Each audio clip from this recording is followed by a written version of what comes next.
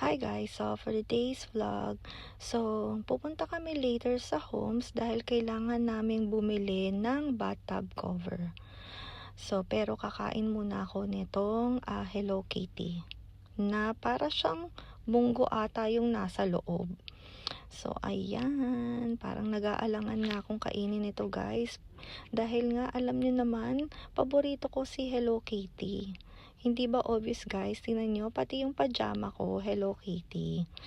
Ayan. Pero masarap siya guys. Kasi nga, tingnan nyo yung loob. Ayan. Comment down below kung nakakain na kayo ng ganitong klaseng bread. Kasi masarap talaga siya. At, syempre, pag may kasamang kape, lalong sasarap yung kinakain ninyo.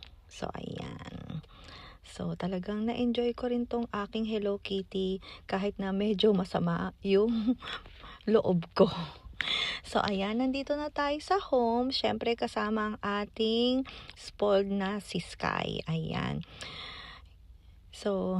Hinahabol niya si G-Style dahil gusto niya ni Sky laging nakatabi si G-Style sa kanya. Ayan.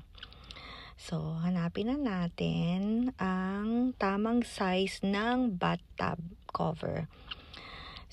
Unfortunately, wala yung hinahanap naming size. Hindi namin alam kung saan kami bibili, guys. I think sa Amazon meron. Siguro doon na lang kami bibili. At ayan, meron tayong strawberry dito sa bahay. Ayan, tingnan nyo naman, ang laki ng strawberry, diba guys? Fresh na fresh. Dahil nga strawberry season dito sa Japan, kaya tingnan nyo, naglalakihan yung strawberries. At syempre, meron tayong condensed milk. Ayan. Ganito ako kumain ng strawberry, guys. Comment down below kung paano kayo kumain ng strawberry. Kung gusto nyo ng may condensed milk o walang condensed milk. Ayan.